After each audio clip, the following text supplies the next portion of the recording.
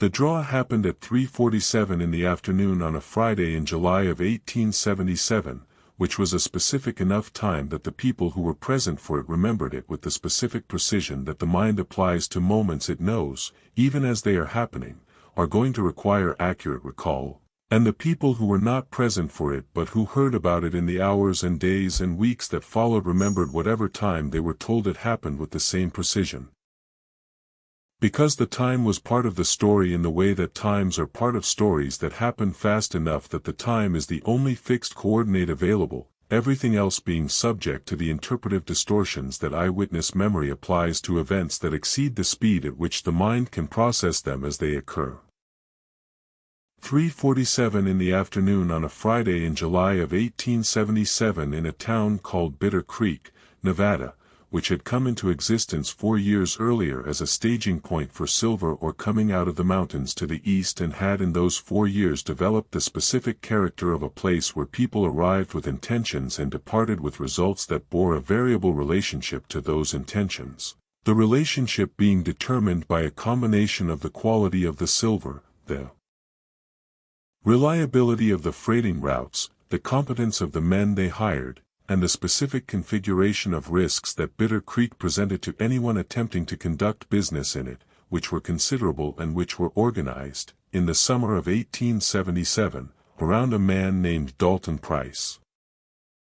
Dalton Price was 34 years old and had arrived in Bitter Creek 18 months before the events of Friday, July, and had in those 18 months constructed an arrangement that was simpler and more direct than the arrangements Wyatt Earp had encountered in other towns. Simpler in the sense of being organized around a single principle rather than the layered complexity of something like Harlan Burke's operation or Vincent Crow's theory-driven enterprise, and the principle was this: that Dalton Price and the 5 men who rode with him were the most capable men with firearms in Bitter Creek and the surrounding territory, and that this capability, consistently demonstrated and consistently available, was the basis of whatever claim on the territory's resources and compliance anyone in the territory cared to make, and that the simplicity of this claim was itself its primary strength, because simple claims were harder to argue with than complex ones and required less maintenance and were less vulnerable to the specific kinds of disruption that more elaborate arrangements were subject to. The 5 men who rode with Dalton Price were not, individually, remarkable, in the sense that none of them would have been remarkable in any other configuration, would have been recognizable as the types of men that frontier territories produced in numbers sufficient to populate the low-level criminal infrastructure of every cattle town and mining camp and staging point from Kansas to California. Men whose specific skills with firearms had become the organizing principle of their professional lives in the absence of any other skill that the available economy valued sufficiently to compensate them for its exercise, and who had found in the arrangement with Dalton Price a structure that rewarded what they were good at and asked nothing of them that they were not equipped to provide, and who had been with Price long enough to have developed around the arrangement the specific loyalty that comes not from affection or shared values but from the practical interdependence of men who have been relying on each other in dangerous situations for long enough that the reliance has become habitual and the habit has become something that functions like trust. Wyatt Earp had arrived in Bitter Creek 3 weeks before the Friday in July, which was enough time to have assembled the picture of Dalton Price's operation that the situation required and somewhat more time than he had expected to need, not because the picture was complicated, it was in fact the simplest picture he had encountered in a series of towns that had produced similar pictures, but because the specific element that complicated it was not the operational structure of the arrangement itself but the specific quality of what Price and his men represented as a practical capability, which was the thing that the simplicity of Price's approach was built on, which was the demonstrated fact of 6 men who could draw and shoot with a speed and accuracy that had, over 18 months, produced a body of evidence sufficient to organize the behavior of everyone in Bitter Creek around the assumption that drawing on them was not a viable option, and this assumption was the foundation of The entire arrangement in the way that Burke's collective resignation and Crow's theory about institutional dependency had been the foundations of their respective arrangements, and what it meant for Wyatt was that the approach that had worked in those towns, the approach of dismantling the psychological infrastructure that supported the arrangement rather than confronting the arrangement directly, was not available in the same way here, because the psychological infrastructure in Bitter Creek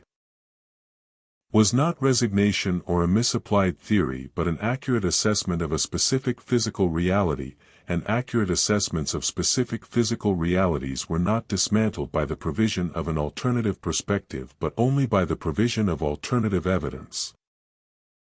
He had spent the 3 weeks before the Friday gathering the alternative perspective anyway, because even when direct confrontation was the conclusion the situation required, the preparation for it benefited from the same methodical assembly of detail that every other situation benefited from. And what 3 weeks of methodical assembly produced in Bitter Creek was a picture of Dalton Price and his 5 men that was more detailed and more operationally useful than anything the town's collective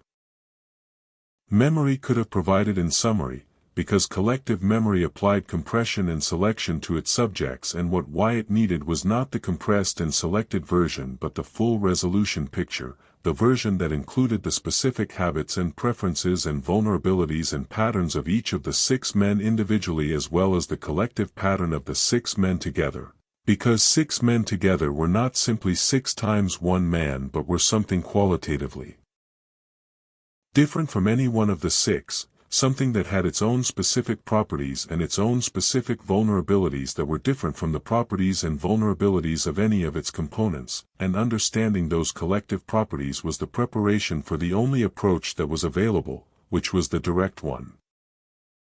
The direct approach had been initiated not by Wyatt but by Dalton Price, which was an inversion of the usual sequence but one that Wyatt had not been surprised by, because Price's operation depended on the consistent demonstration of capability and the consistent enforcement of the compliance that the demonstration produced. And a stranger who had been in town for 3 weeks asking questions and moving through the territory with the specific quality of attention that Stassen had recognized in Harlan's Crossing and that Price's equivalent, a man named Cutter who performed the same intelligence function for Price's operation, had recognized in Bitter Creek, was a stranger whose continued presence unaddressed constituted a failure of demonstration, a gap in the consistency that was the arrangement's primary maintenance mechanism. And so Price had moved to address the gap on the afternoon of the 3rd Friday after Wyatt's arrival, in the manner that Price addressed gaps, which was directly and in public and with all 5 of his men present, because the public and collective nature of the demonstration was as important as the demonstration itself. They had come to the Silver Star Saloon, where Wyatt had been spending a portion of his afternoons in the way he spent portions of afternoons in all the towns he moved through, observing the ordinary life of the place with the flat patient attention that was simultaneously his primary operational tool and his primary form of rest, because the observation required nothing of him that was not entirely natural and produced the kind of understanding that he valued most, which was the kind that came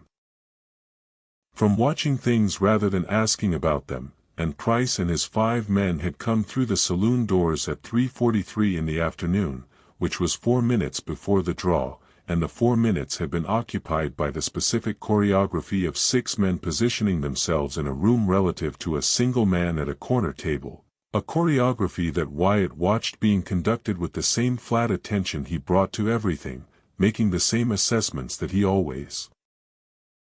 made in these situations: distances, angles, the relationship between the positions being taken and the capabilities of the men taking them, the specific way that each of the 6 was managing whatever was happening in him as the moment approached.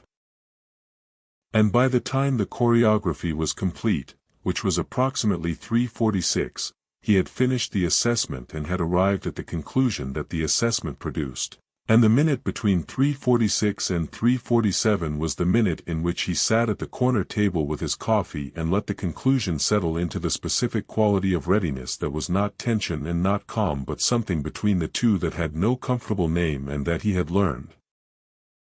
through long practice, not to examine too closely in the moments before it was required.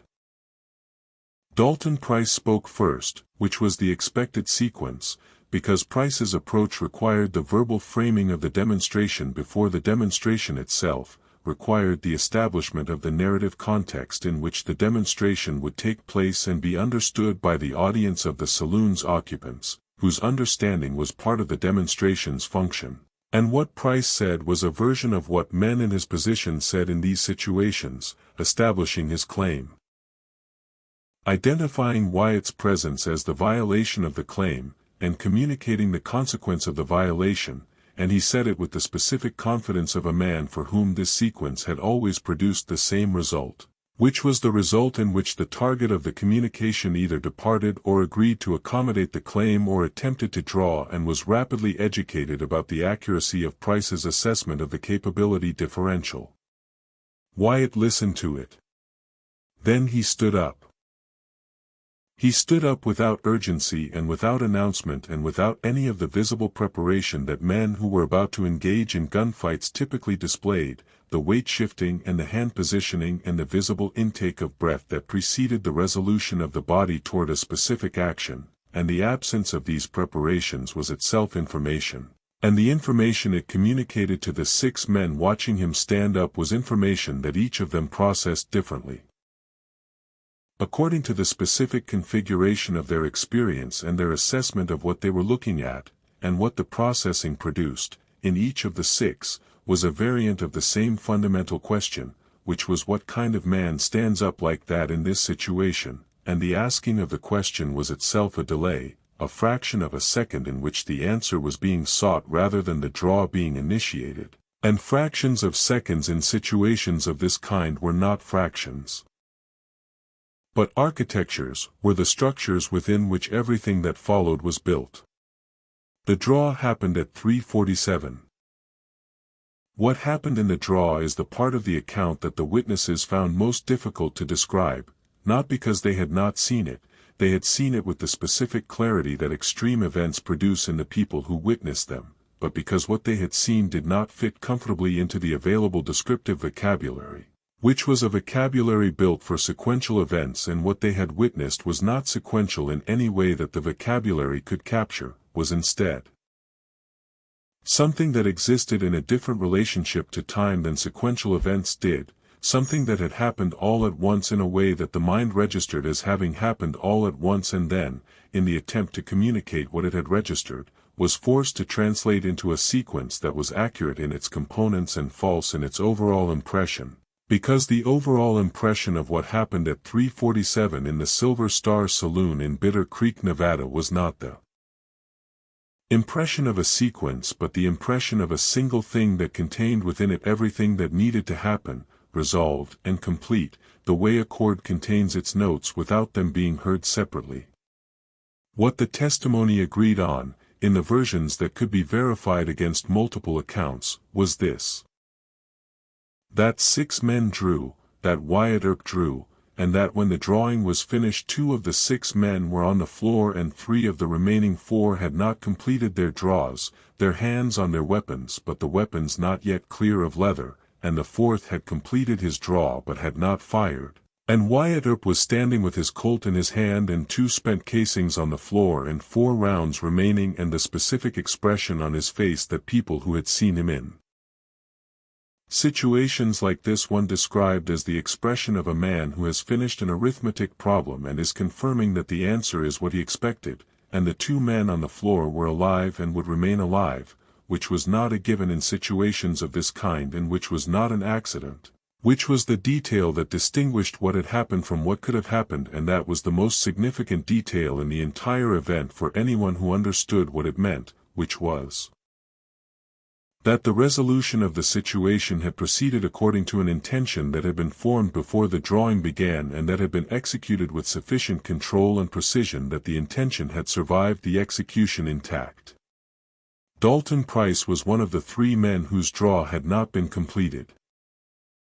He stood with his hand on his weapon and his weapon in its holster and looked at Wyatt Earp across the saloon and performed the calculation that the situation required, which was a calculation that his 18 months in Bitter Creek had not previously required him to perform because the situations that produced such calculations had not previously arisen in Bitter Creek, because the demonstration of capability that was the foundation of his arrangement had consistently prevented the situations from arising, and what the calculation produced was not a result he could have predicted before the moment that required it, because the inputs to the calculation were inputs he had not previously had, which were the specific data points produced by what had just happened in the Silver Star Saloon, and those data points were 2 of his men on the floor from 2 shots fired in the time it had taken the 6 of them to reach for their weapons, 4 rounds remaining in Wyatt Earp's cylinder, 3 of his remaining men with their draws incomplete, and the expression on Wyatt Earp's face which was the expression of a man who had not yet done anything that the situation had not required him to do and was prepared to do whatever the situation required next with the same economy and the same precision that had produced the current state of affairs. The calculation resolved itself. Price took his hand off his weapon. The 3 men with incomplete draws took their hands off their weapons. The man who had completed his draw but not fired lowered his weapon and put it away. Nobody said anything for a moment. Then Wyatt Earp said something to Dalton Price, in the voice that people who heard him speak in situations like this one consistently described as too quiet to make out from any distance greater than the distance between Wyatt and the person he was speaking to, and whatever he said produced in Dalton Price the visible resolution of whatever had been happening in him since the calculation had delivered its result, a resolution that took the form of a single nod, the specific nod of a man who has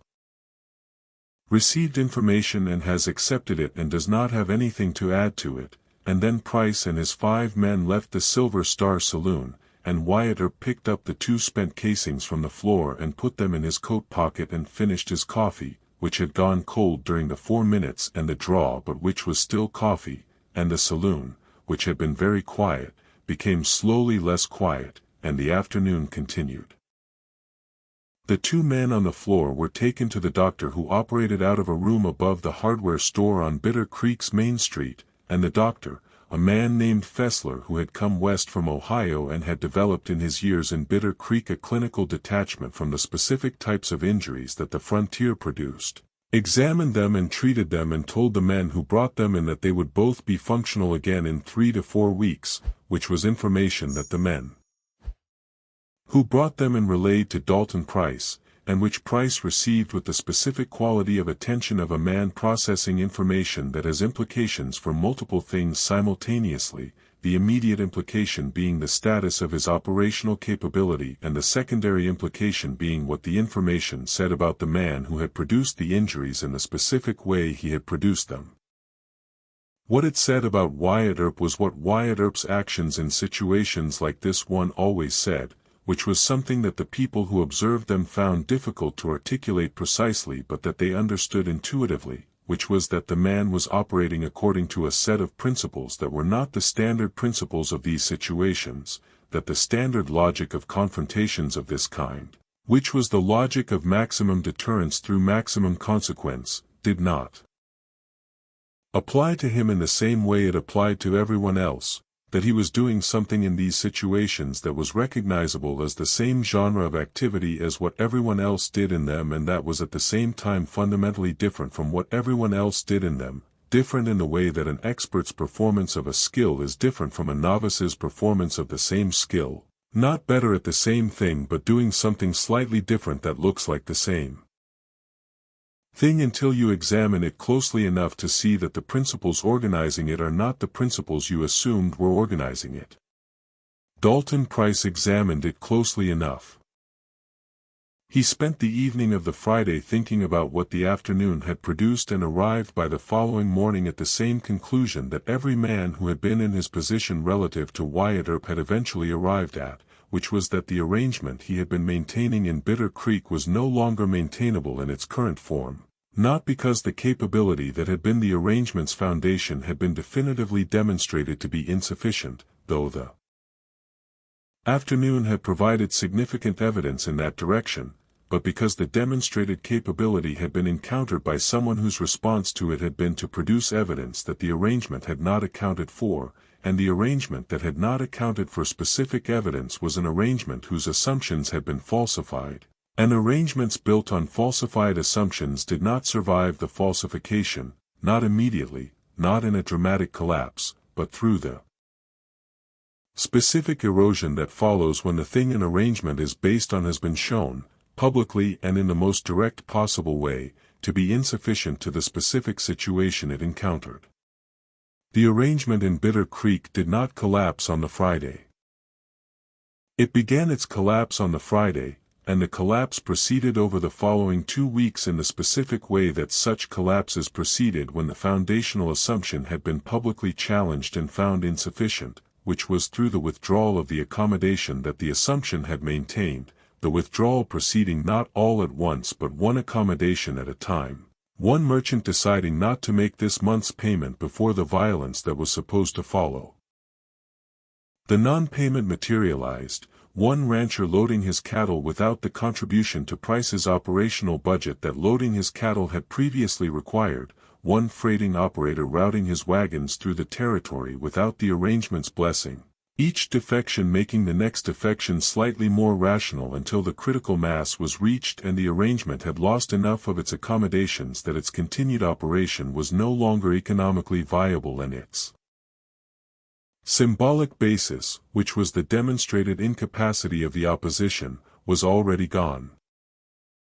Wyatt had not orchestrated this collapse in the way that he had orchestrated the documentation that brought down Ellis Drummond or the evidence assembly that produced Harlan Burke's arrest, had not worked through the institutional machinery of county sheriffs and circuit judges, had not cultivated informants or gathered ledger evidence or written letters to distant authorities, had simply been present on the Friday afternoon when Price came to the Silver Star to conduct his demonstration, had drawn when the drawing was required, had done what the situation required with the precision that was available to him and with no more than the precision required, and had then finished his coffee and gone about the rest of his afternoon, and what he had done was sufficient, was precisely sufficient, because the situation had not required anything more than what it had required and what he had provided was exactly what it had required and the result was what the result always was when that equation held, which was the resolution of the situation in the direction that the situation needed to resolve. 6 men had drawn. 1 man had walked away. The 1 man who had walked away was not the man who would have been expected to walk away by anyone who had run the arithmetic on the 6-to-1 ratio before the draw, and this was the point, was the entirety of the point. Was the thing that made the story worth telling and worth repeating and worth carrying from Bitter Creek to every other place where men with arithmetic ran similar calculations about similar ratios and arrived at similar conclusions that the specific event in the Silver Star Saloon on Friday, July in 1877 was available as evidence against, the evidence being not that the arithmetic was wrong but that the arithmetic was incomplete, that it counted the men and the weapons and stopped there, and that what it failed to count was the variable that determined the outcome, which was not countable in the units that arithmetic used and could not therefore appear in the calculation, and could only be understood by the people who had been present in the Silver Star Saloon when Wyatt Earp stood up from the corner table without urgency and without announcement and completed, in the fraction of a second that followed, the only thing that needed to be completed. He walked away. He always walked away. Not because the arithmetic favored him, because it never had and he had never required it to, but because the thing the arithmetic failed to count was always on his side, had always been on his side, would always be on his side for as long as the situations that required it existed and for as long as he was the person who showed up when they did, which was always, which was the only constant in every version of every story that was told about him, in Bitter Creek and in Caldwell and in Tombstone and in every other place where 6 men or 3 men or the institutional weight of a captured town had run the arithmetic and arrived at their conclusion and encountered the specific evidence that the arithmetic had not prepared them for, which was Wyatt Earp standing in the room, having already finished the calculation they had not yet started, waiting with the patient certainty of a man who has never needed the arithmetic to tell him what he already knows. The Dr. Fessler spent a long time thinking about what he had observed in the two men he had treated on the Friday afternoon, not the injuries themselves, which were within the range of what his practice in Bitter Creek had prepared him for, but the specific nature of them, the specific placement and the specific quality of them, which were the qualities of injuries produced by a man who had been making decisions about placement and quality during the draw, who had not simply fired at the available targets but had fired at specific points on the available targets with the intention of producing specific outcomes that were different from the most obvious outcome that the situation made available, and what this told Fessler, who was a man of scientific training and precise habits, was something about the nature of what had happened in the Silver Star Saloon that the witnesses' accounts had not fully conveyed, which was that the 6-to-1 ratio that the arithmetic of the situation presented had been, from Wyatt Earp's perspective, not the relevant ratio, that the relevant ratio had been something different, something that reflected not the number of men and weapons on each side but the number of men on each side who were going to be making decisions during the draw rather than simply executing reflexes, and that this ratio was not 6-to-1 but 1-to-0. Because Wyatt Earp had been the only person in the Silver Star Saloon on Friday afternoon who had been making decisions during the draw, all 6 of the other men had been executing responses to what was happening as it happened, and the difference between deciding and responding was the difference between the outcome that had occurred and the outcome that the arithmetic had predicted, and this difference was, Fessler concluded, not a matter of speed, though the speed was real and was considerable, but a matter of what was happening in the mind during the fraction of a second that the speed made available, which was either decision or response, and Wyatt Earp had been deciding while the 6 men had been responding, and the decisions had been better than the responses, had always been better than the responses, had been better than the responses in every situation of this kind that Wyatt Earp had ever been in, and this was the quality that the arithmetic could not capture and the witnesses could not describe and the dime novels got wrong every time they tried, which was the quality of a mind that continued to function as a mind rather than converting to reflex in precisely the moments when every other mind converted to reflex, which was simultaneously the most important thing about him and the most impossible thing to explain to someone who had not been in the room when it operated. Dalton Price left Bitter Creek on the Monday following the Friday, which was 2 days after Wyatt had walked away from the Silver Star Saloon and 3 days before the first merchant declined to make his payment without the violence that should have followed declining materializing to remind him of the cost of that decision, and Price's departure was not announced and was not discussed beforehand with the 5 men who had been riding with him, was simply a fact that the town registered on the Monday morning when the room above the saloon that Price had been occupying was found to be empty and the horse that Price had been riding was found to be absent from the livery where it had been stabled, and the 5 men who had been riding with Price registered this fact and made their individual calculations about what it meant for their own situations, and the calculations produced the various results that individual calculations produced in the absence of the collective arrangement that had previously organized them, some departing and some remaining and some attempting to continue the arrangement independently and discovering rapidly that the arrangement without its foundational assumption was not an arrangement but a memory. Bitter Creek reorganized itself over the following 3 weeks in the specific way that towns reorganized themselves after the thing that had been wrong with them was no longer operative, unevenly and incompletely and with the residual habits of accommodation still present in the people who had been maintaining them for 18 months, but with the specific quality that towns had when the reorganization was genuine rather than imposed, the quality of a place that had remembered what it had intended to be before the thing that had been wrong with it had made that intention seem unavailable, and Wyatt Earp was present in Bitter Creek for 2 of those 3 weeks and absent for the 3rd, having left on the morning of the 16th day in the same manner he had left every other town in the same circumstances, which was without ceremony at his own pace toward whatever the distance ahead contained, and the town he left behind was not finished and was not whole and was not anything that could be described as repaired in any total sense, but was a town that had been shown, by a single event on a Friday afternoon that had lasted approximately 3 seconds from the moment the draw began to the moment the last of the 6 men took his hand off his weapon, that its situation was not immutable, that the thing it had been organized around for 18 months was not a permanent feature of its landscape but a human construction, and that human constructions, as Wyatt Earp had demonstrated in Bitter Creek and in every other place he had demonstrated it, were addressable by other human constructions, provided the human construction doing the addressing was the right one, which in every case that mattered had turned out to be the same one, which was the one that walked into rooms when 6 men were already in them and performed the only calculation that the situation required and walked away when the calculation was complete, always walked away, had always walked away,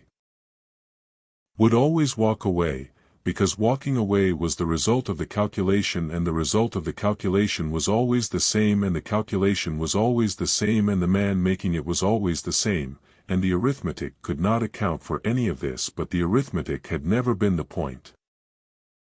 The story of the Silver Star Saloon on the Friday in July of 1877 traveled through the territory the way stories of this kind traveled, which was faster than the people who had been present for the event and in a form that had already begun the process of compression and selection that would eventually reduce it to the shorthand that the title represented. 6 men drew and 1 man walked away. The shorthand accurate in its components and misleading in its overall impression because the overall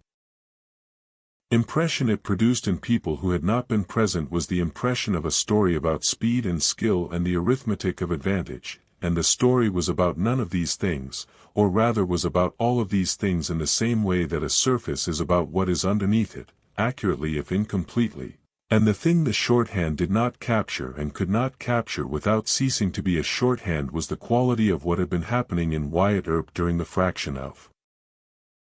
a second between standing up from the corner table and completing the draw, the quality of a mind that had been running the situation since 3:43 when Price and his 5 men came through the saloon doors, had been assessing and calculating and arriving at conclusions that were complete and confirmed before the first of the 6 men had begun to reach for his weapon, and that had therefore been, during the draw itself, not calculating any more but executing with the precision that follows naturally from complete preparation, with no residual uncertainty about any of the variables, with every decision already made and only the physical expression of those decisions remaining, which took the fraction of a second that it took and produced the result that it produced, which was 2 men on the floor and 4 men standing with their draws incomplete or their weapons not yet fired and Wyatt Earp in the center of all of it with his Colt in his hand and the specific expression of a man who has arrived at the answer he expected to arrive at. The witnesses tried to describe what they had seen and the descriptions were accurate and insufficient and they knew it and continued trying anyway, because the trying was itself something, was the attempt to make the testimony of their presence in the Silver Star Saloon on a Friday afternoon in July of 1877 available to the people who had not been present, and what they most consistently said, in the versions of their accounts that had been stripped of the embellishment and the competitive exaggeration that eyewitness accounts of events like this one accumulated in the retelling, was that it had not looked like what they had expected it to look like, that the thing they had expected to see was something that corresponded to the genre of event they were anticipating, which was a gunfight, and that what they had seen was something that corresponded to the genre only in the way that the thing it was made of the same materials as the thing they had expected, which was to say that there had been guns and there had been a fight in some sense of that word, but the fight had not felt like what the word implied, had felt instead like the resolution of something that had already been decided, like the physical expression of a conclusion that had been reached before the physical expression began, and this was the accurate description of what they had seen, was the description that Fessler had arrived at through his analysis of the injuries and that the witnesses arrived at through the less systematic process of simply trying to make their experience available to language, and it was a description that pointed at the same thing that every accurate description of Wyatt Earp in situations of this kind pointed at, which was not his speed, though the speed was real, and not his accuracy, though the accuracy was real, but his completeness. The specific quality of being all the way present in what he was doing in the way that very few people were all the way present in